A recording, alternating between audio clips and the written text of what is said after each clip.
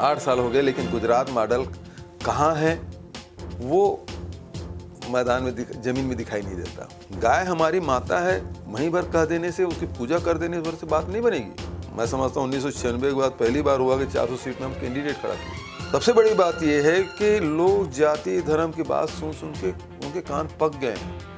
आखिर में हुआ ये कि मोदी जी योगी जी को पैदल चला के उनको औकात बताने की कोशिश की कि मोदी जी की बात कौन।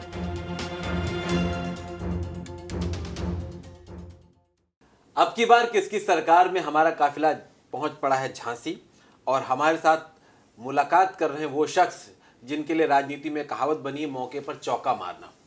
मौके पर जो चौका मार लिया वो राजनीति का महारथी हो जाता है, और कांग्रेस के पास एक ऐसा स्ट्राइकर अब आ चुका है जो लगातार मौके पर चौका मार रहा है। फिर चाहे वो एयरपोर्ट पर धरना देना हो, या अमर जवान ज्योति रायपुर ले जाना हो, या कौशल्या माता जी का मंदिर बनाना हो, या फिर आप बोलिए यहां तक जाना हो कि अपने पिता को भी अगर पुलिस की कार्रवाई हो रही है तो वो भी करवा देना हो, धर्म संसद पर कार्रवाई करना हो, या फिर सोशल मीडिया में छाए रहना हो। हर तरीके से 2014 के बाद राजनीति में जो परिवर्तन भारत में आया है उसके मापदंड में खरे उतरते हैं छत्तीसगढ़ के मुख्यमंत्री भूपेश बघेल, जो हमारे साथ हैं। सर, स्वागत है आपका। नमस्कार। एक सवाल आजकल बड़ा राजनीति में पूछा जाने लगा है, तो मैं सोचा वही पूछ लेता हूं, कैसे कर लेते हैं आप? ये सबसे कठिन सवाल है, कैसे कर लेते हैं। ये तो परिस्थिति है जो सब करा लेती है।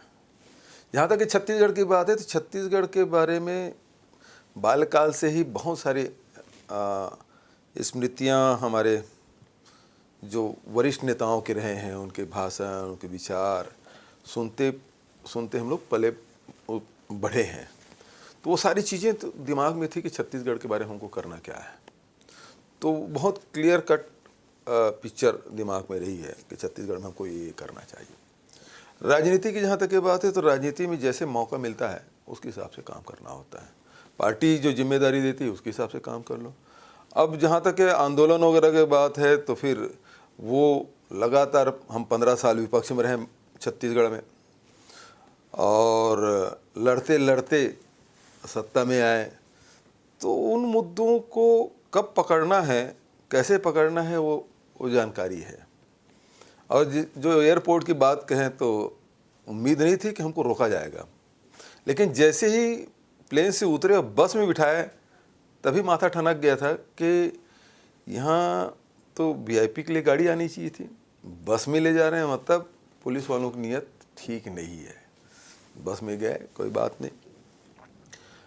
कई बार तो एयरपोर्ट में हमको पैदल ले जाते हैं, यूपी सरकार में हम देख रहे हैं, लेकिन बस में ले गए। उसके बाद बोले कि आप बाहर नहीं जा सकते। थोड़ी बहुत बातचीत भी हुई कि हमको जाने दिया जाए, लेकिन नहीं माने। हमने कहा कि धरने में बैठते ही, बैठ गए।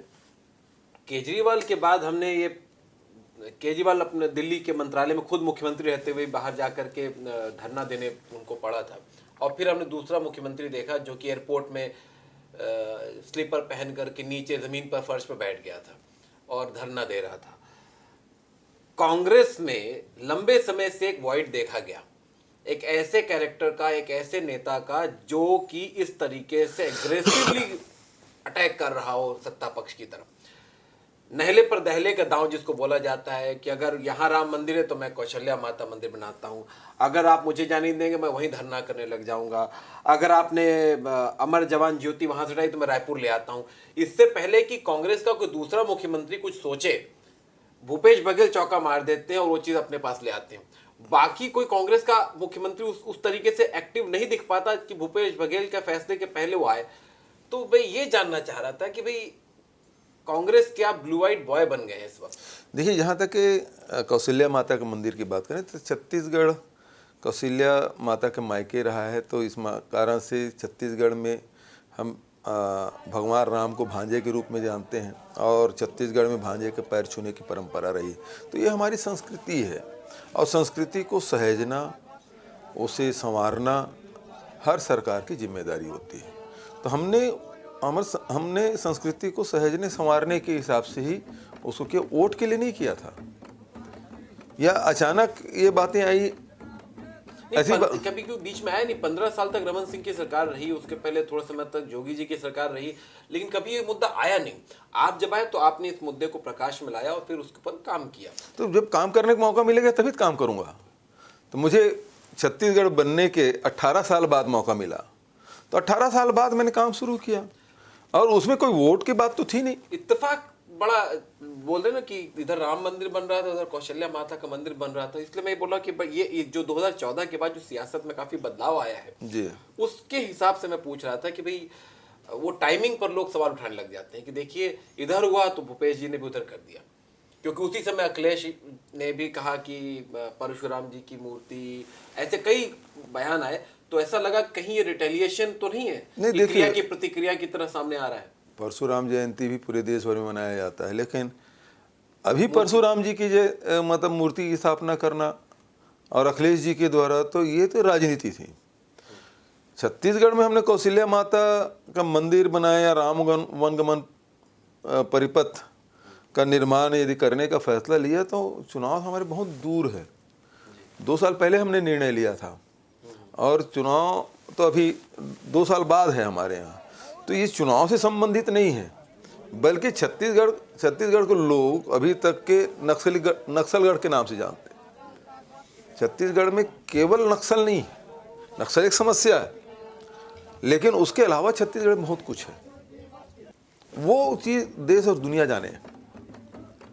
चाहे आप आप बौद्ध सर्किट में जोड़ने की बात कहें, सिरपुर इतना बड़ा परिसर है जो हिंदुस्तान में उतना बड़ा परिसर बुद्ध का और नहीं मिलेगा जो हमारे छत्तीसगढ़ में, लेकिन किसी ने उभारने की कोशिश ही नहीं की। हम वो प्रयास कर रहे हैं कि वो बौद्ध सर्किट से जुड़े, इंटरनेशनल सर्किट से जुड़े। तो हमारा जैसे बस्तर के जो घोटुल है या बस्तर के आदिवासियों की देवगुड़ी है, कितने लोग जानते हैं?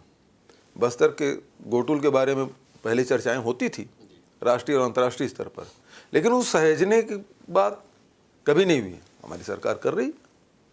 तो हमारी जो, चाहे वो आदिवासियों की परंपरा हो, संस्कृति हो, रीति रिवाज हो, चाहे मैदानी हिस्से की बात करो, चाहे सरगुजा की बात करें, जहाँ जो चीज़ें हैं हमारे पास, उसे दुनिया के मानचित्र में ऊपर लाने की बात है। तो छत्तीसगढ़ की हमारी जो पहचान है उसे हम सामने लाएं।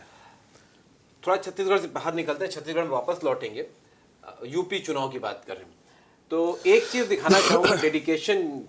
अभी पहले तो आपको बहुत बहुत बधाई हो कि अभी अभी आपके सुपुत्र की शादी हुई है, और आपका हाथ देख रहा था मैं, ये हाथ भी देखिए, दूल्हे के पापा लिखा हुआ है इसमें।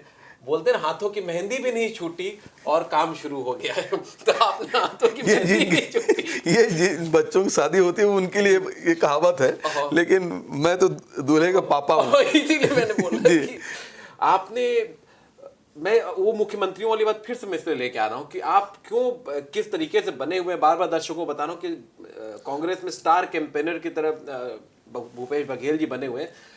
यूपी का मैनिफेस्टो लॉन्च हुआ, उस मैनिफेस्टो में हमें राजस्थान का जिक्र नहीं मिला, उसमें पंजाब का जिक्र नहीं मिला, छत्तीसगढ़ का जिक्र मिला। और वो एक काम है जो छत्तीसगढ़ सरकार ने अपने राज्य में किया, और उसका पूरा एक श्रेय बोलना चाहिए और उसका जिक्र करके यूपी में किया गया। गुजरात मॉडल हमने सुना था, जरा छत्तीसगढ़ मॉडल समझाइए।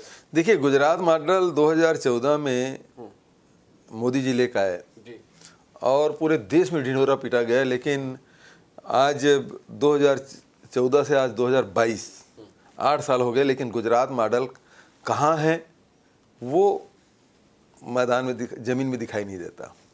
छत्तीसगढ़ मॉडल की बात आप करेंगे तो किसानों को दाम देने की बात, किसानों को, उसका जिक्र भी कीजिए जो आपने मैनिफेस्टो में ऐड हुआ है। हाँ, मैं वो बता रहा हूँ कि छत्तीसगढ़ में हमने 25 रुपये क्विंटल में धान खरीदी शुरू किया था, जिसका उल्लेख यूपी के कांग्रेस के मैनिफेस्टो में है।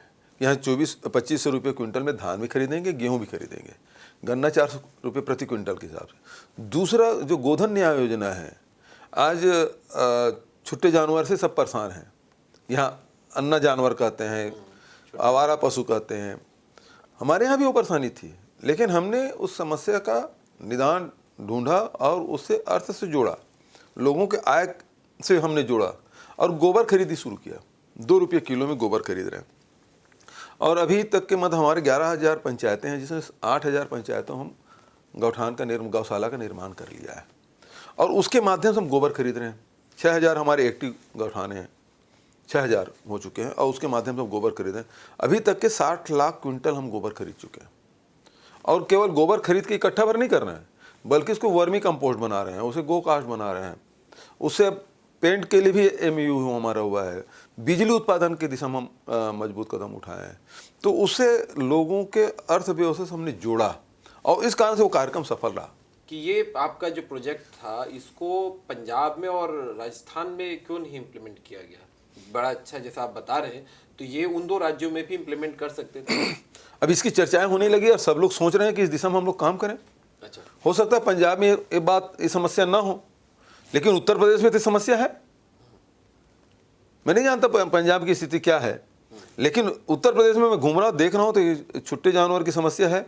और यहाँ जब गोबर खरीदने की बात करते हैं तो लोग बड़े ध्यान से इस बात को सुनते हैं कि समस्या का निदान यहाँ है, और इसलिए गोधन न्याय योजना यहाँ भी लागू किया जाएगा। गोधन न्याय योजना, उन्नति विधान जो लॉन्च हुआ, 3 विधान कांग्रेस ने लॉन्च किया, उसमें तो उन्नति विधान में इसका जिक्र है। अब सवाल उठता है कि कांग्रेस जितनी ताकत झोंक रही है, प्रियंका गांधी जितनी जोर शोर से लगी हैं, आप जितने जोर शोर से लगे हुए हैं, आपको ही पता है कि बहुत ही टफ चैलेंज है कांग्रेस के लिए। शायद भारत का सबसे कठिन चैलेंज कांग्रेस के सामने है, उत्तर प्रदेश में आपको पुनर्जीवित करना। 6% के आसपास वोट था मेरे ख्याल से। अब उसको, आपका आकलन क्या कहता है, कितने फीसदी तक आप ले जा पाएंगे इसको?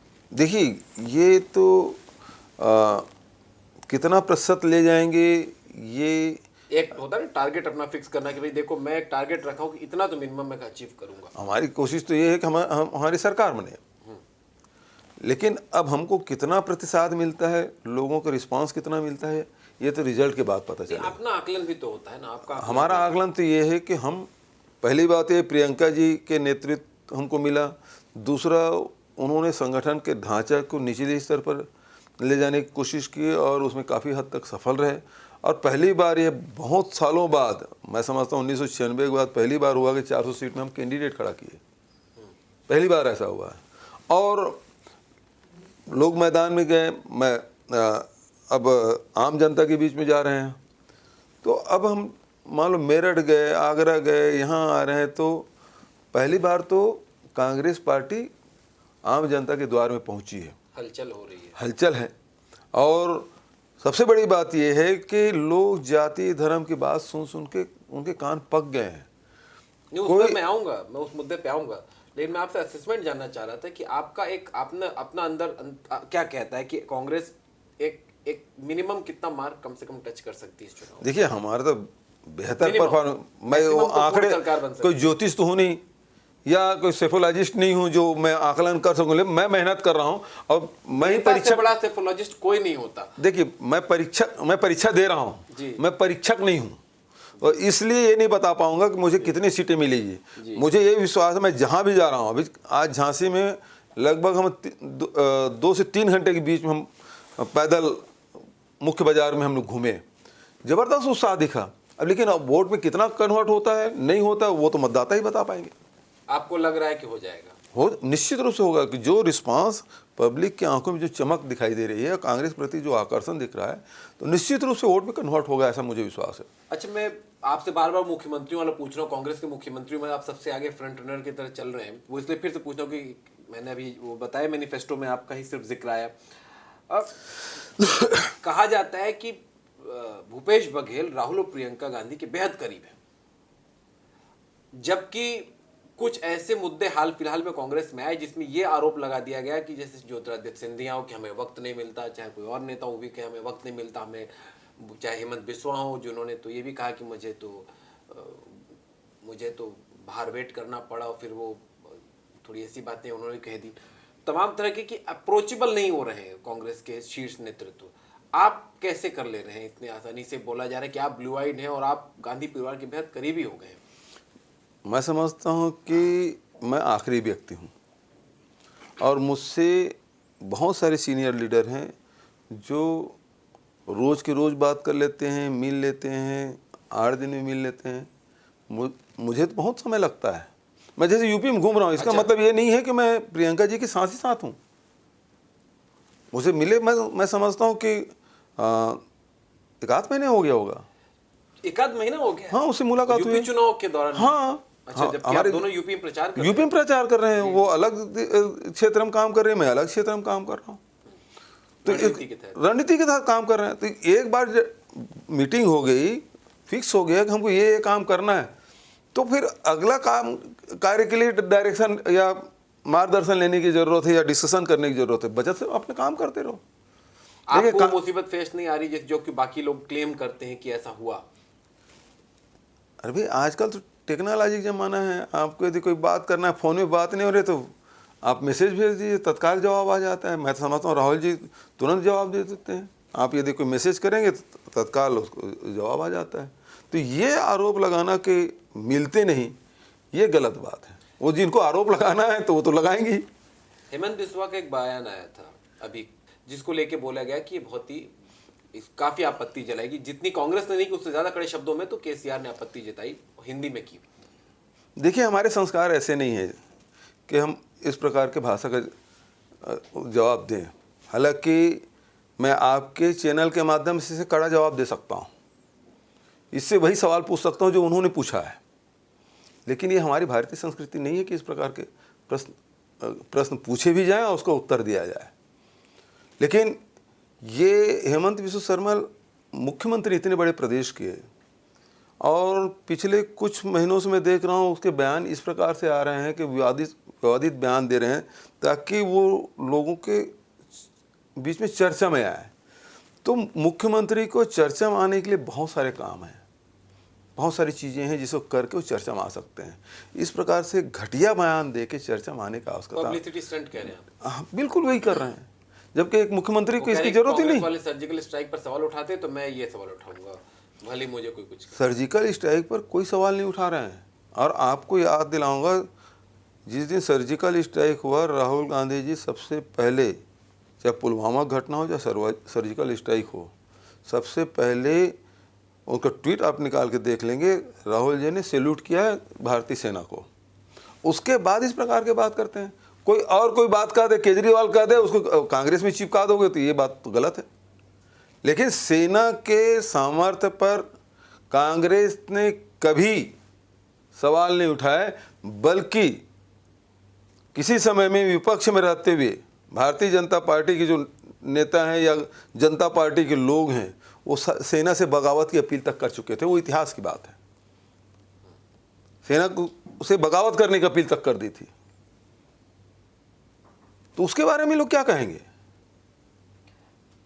आप प्रचार में लगे हुए हैं तो आपको दो मुद्दे और भी पता होंगे। यूपी में जाति और धर्म का मुद्दा बहुत इंपॉर्टेंट होता है, हर चुनाव में आता है। धर्म संसद रायपुर में हुई जिस पर आपने कार्रवाई की, दो जगह और हुई लेकिन उस पर उस तरीके से त्वरित कार्रवाई नहीं हुई। फिर अब मुद्दा आ गया हिजाब का, जो कि है किसी और राज्य का लेकिन इस राज्य में भी गूंज रहा है।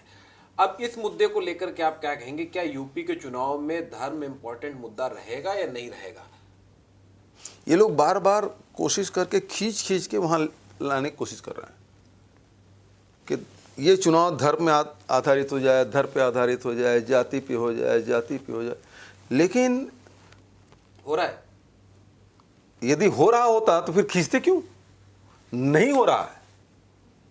जनता अपने मुद्दों पे, अपनी समस्याओं को एड्रेस करने वाली पार्टी चाह रही है, जो हमारे रोजगार के बारे में बात करे, हमारे आय बढ़ाने के बारे में बात करे, हमारे ये महंगाई कम करने वाली बात करे। तो ये काम करने केवल कांग्रेस पार्टी कर रही है। ये लोग सपा हो चाहे भाजपा हो, केवल जाति और धर्म की बात कर रहे हैं। कभी जिन्ना ले आते हैं तो कभी और किसी के लिए हिजाब को ले आए, तो कभी और धर्म संसद कराने की कोशिश करते हैं। इसका मतलब ये है कि आदमी अपनी जो मूल जो समस्या है, मुद्दा है, उससे वो इतर हट के इन बातों पे आ जाए ताकि उनके जो नाकामी हो छुप जाए। ये अपनी उपलब्धि नहीं बता पा रहे हैं। सड़क बनाए, हर सरकार सड़क बनाती है। नहीं तो कह रहे हैं कि सारा कुछ हमने किया है तो सड़क। सबसे पहली बात ये है कि 2022 तक के किसानों का आय दुगुनी हो जाएगी। हुआ क्या? 2 करोड़ लोगों को हर साल रोजगार मिलेगा, मिला क्या? सारे किसानों के कर्ज माफ होंगे, हुआ क्या? तो ये सारी चीजें हैं जो आम जनता से जुड़ा हुआ मुद्दा है। सरकारी नौकरी मिला क्या? नहीं मिला, परीक्षाएं तक नहीं हो रही। वोट इन सब मुद्दों पे होते हैं क्योंकि भारत का इतिहास रहा है कि इन मुद्दों पर कभी वोट होता ही नहीं। वोट तो आखिर में जाकर भावनात्मक तौर पर हो जाता है। सारे मुद्दे घूम फिर के कहीं ना कहीं भावनाओं पर, जात पे, धर्म पे, और यूपी में विशेषकर नहीं, ये काट खंडी बार बार नहीं चढ़ता। ये कोशिश बहुत कर रहे हैं लेकिन होगा नहीं। इस बार विकास पर होगा, क्योंकि देखिए, चाहे वो नोटबंदी हो, चाहे वो जीएसटी हो, चाहे लॉकडाउन हो, ये केंद्र सरकार के गलत कदम उठाने के कारण से लोगों की अर्थव्यवस्था चौपट हो गया है, व्यापार चौपट हो गया है, मंदी का दौर चल रहा है, परिवार चलाना कठिन हो गया है, महंगाई सर पे है। मतलब सब सेंचुरी और डबल सेंचुरी मार रहे हैं। पेट्रोल, डीजल, खाने का तेल, दाल, ये सब कोई सेंचुरी तो कोई डबल सेंचुरी, और उससे, और गैस सिलेंडर तो फिर 1000 पहुंच गया है। तो इस महंगाई, और इस ऐसी स्थिति में लोग अपना घर नहीं चला पा रहे हैं, तो वो चाहते हैं कि हमारी समस्याओं को कोई हल करे। लेकिन ये दोनों दल हैं इस दिशा में मौन है। अभी आपने एक बयान दिया है, आज ही का है, मोदी शाह मिल करके योगी को निपटा रहे हैं, इसका मतलब बता दीजिए। इसका मतलब ये है कि देखिए, चुनाव के पहले मोदी और शाह जी से मुलाकात हुई थी योगी जी की, हटाने की बात हुई, वो हटे नहीं। उसके बाद ये हुआ कि ठीक है, कुछ शर्मा जी हैं, उसको वहाँ भेजा गया, वो तो सभी जानते हैं, लेकिन शर्मा जी को कोई भाव नहीं दिया योगी जी ने। आखिर में हुआ ये कि मोदी जी योगी जी को पैदल चला के उनको औकात बताने की कोशिश की। उतने में संतुष्ट नहीं हुए मोदी जी, तो फिर योगी जी के कंधे में हाथ रखे और पैदल चल रहे हैं। पीछे से फोटो उसको लिया जाता है, पूरे पोस्टर लगते हैं लखनऊ में। मैं तो आज तक नहीं देखा किसी क्या आपको क्या लगा, क्या जाहिर करना चाहते हैं? इसका मतलब मोदी जी ये बता रहे हैं कि योगी जी आपका कद इतना ही है, आप इसे बढ़ने की कोशिश मत करिए। और फिर अब ये बात भारतीय जनता पार्टी के अंदर खाने में चर्चा होने लगी है कि मोदी जी की बात कौन, तो उस चक्कर में शाह जी और योगी जी के बीच में ये जो लड़ाई चल रही है वो ये है। और यही कारण है कि शाह जी को जिम्मेदारी पिछले समय पूरे प्रदेश की मिली थी, जिसमें 300 सीट आया था, 300 से ऊपर। और जो इतने सफल जो संचालक हैं, उसको केवल आप प्रथम चरण और द्वितीय चरण के जिम्मेदारी दें और बचत से हटा दें, इसका क्या मतलब है? क्या शाह जी के कद को छोटा किया गया, उसकी क्षमताओं को कम आंका गया? किस लिए उसको कि अमित शाह के कद को कम करने की कोशिश की गई, वो इसलिए की गई कि योगी जी निपट जाए? सवाल ही नहीं उठता। अब योगी जी नहीं चाहता कि शाह पूरे उत्तर प्रदेश को कवर करे, तभी तो केवल प्रथम चरण तक रहे। तो ये आपका अंदाजा है कि योगी, अंदाजा नहीं, हकीकत है ये। नहीं मतलब योगी जी के कहने की वजह से अमित शाह कवर नहीं कर रहे हैं, बाकी बिल्कुल नहीं कर रहे हैं। और इसी कारण से मतलब ये जो शीत युद्ध जो चल रहा है, अच्छा, भारतीय जनता पार्टी में, आखिर मोदी के बाद कौन, कि शाह की योगी, तो ये एक दूसरे के निपटाने में लगे हुए दिख रहा है। तो ये उत्तराधिकार की जंग भूपेश जी ने बता दी कि भाई अमित शाह और योगी नंबर मोदी जी के बाद किसका आएगा, उसके लिए शीत युद्ध चल रहा है। तो एक शीत युद्ध का जिक्र करता हूं मैं आपको, छत्तीसगढ़ ले जाकर के जी, जो वहां भी एक शीत युद्ध चल रहा है। क्या?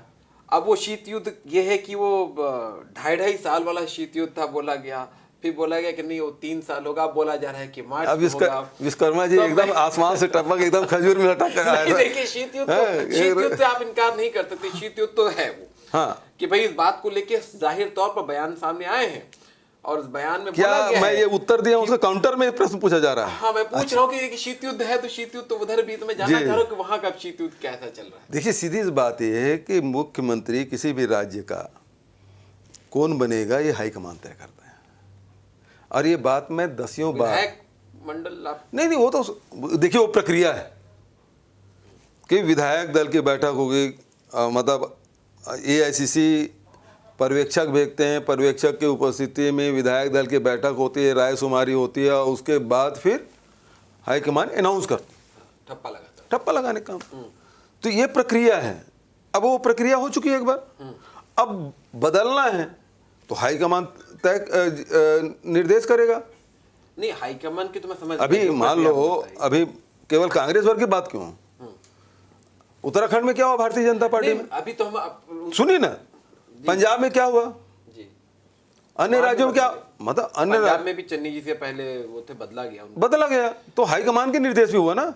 हाईकमान को कुछ लगता है तो करता है। हाँ, तो विधायकों ने हाईकमान से कहा कि इसके नेतृत्व में, कैप्टन साहब के नेतृत्व में चुनाव नहीं जीत सकते। अब मैं आपको ये बात पूछता हूँ कि मेरे सवाल आखिरी में पहुंच गए हैं, तो मैं जानना चाह रहा था कि सवाल मैं क्यों पूछा। अभी अभी एक बहुत ही गंभीर खबर है, ऐसी शिकायत गई है छत्तीसगढ़ के कैबिनेट मंत्री टी.एस. सिंहदेव के क्षेत्र अंबिकापुर से कि वहाँ एक कांग्रेस के NSUI के नेता का मर्डर होता है, और उस मर्डर को करने वाले के ऊपर जो है वो भी कांग्रेसी बता करके राहुल गांधी तक को चिट्ठी लिख दी गई है। तो ये एक गुट दूसरा गुट, क्योंकि वहाँ NSUI वाले की जो चिट्ठी गई, वो चिट्ठी में पढ़ रहा था, उसमें बाकायदा मेंशन है कि भाई राज परिवार के लोगों ने मिलकर किया है, ये आरोप लगाए गए, और ये सीधे हाईकमान तक शिकायत भेजी जा रही है। इसलिए ये मुद्दा इंपॉर्टेंट हो जाता है कि आज वो स्तर पर क्या जंग आ गई है कि इस तरह के लांछन एक दूसरे पर पार्टी के अंदर ही लगाए जा रहे हैं। देखिए, हमने वो तस्वीरें भी देखी जब अपने वो एयरपोर्ट पर राहुल गांधी जब पहुंचे थे, तो जब पोस्टर हटाए गए टी.एस. सिंहदेव के। अब उन दोनों पर मैं आपकी राय चाहता हूँ। देखिए, जहाँ तक के घटना की बात है, तो उस लड़के को पीटा गया और उसकी मृत्यु हुई। उसके परिवार के लोग चाहते हैं कि उसकी निष्पक्ष जांच होनी चाहिए। सरकार की जिम्मेदारी है कि उसकी निष्पक्ष जांच कराएं। हम जांच करा रहे हैं, तो जो बात है वो सब सामने आ जाएगा। आरोप कांग्रेस के ही लोगों पर लगाया जा रहा है, मतलब वो उधर से जो चिट्ठी गई राहुल गांधी के पास, उसमें कांग्रेस के ही एक धड़े आरोप लगा देना अलग बात है, आरोप में सत्यता है नहीं है वो तो जांच के बाद पता चलेगा, तो निष्पक्ष जांच हो जाएगी। दूसरी बात, पोस्टर हटाने की बात है। पोस्टर तो वहाँ पे अब केवल एक नेता पोस्टर हटाते हुए दिखा दिया गया, तो आप उतने सच्चाई मान रहे हैं, जबकि वो एरिया था जिसमें एक शासकीय योजनाओं को उसमें उस एरिया में प्रचारित करना है, उसमें सारे मंत्रियों को होर्डिंग लगेंगे, तो और जो लगे थे उनको भी हटा गया। तो केवल ये है कि वीडियो में एक नहीं तो अच्छा ना, आप बता दें, महाराज साहब के फोटो हटाते हुए दिखा दिया गया, तो ऐसे कुछ नहीं। और देखेंगे तो मंच में भी महाराज साहब के कटआउट लगे हुए हैं, दूसरे मंत्रियों के लगे हुए हैं, और सबको अवसर दिया गया है, ऐसी कोई बात नहीं। ऑल इज वेल कहें? बिल्कुल है, ऑल इज वेल, बिल्कुल। तो चलिए इस ऑल इज वेल के नोट पर ही हम इसको समाप्त करेंगे, और उम्मीद करेंगे कि जितना संघर्ष और परिश्रम आप कर रहे हैं उसका फल आप लोगों को जनता उस तरीके से दे और आपके हिसाब से देखे। बहुत बहुत शुक्रिया हमारे साथ बात करने के लिए, जुड़ने के लिए। जी नमस्कार, धन्यवाद।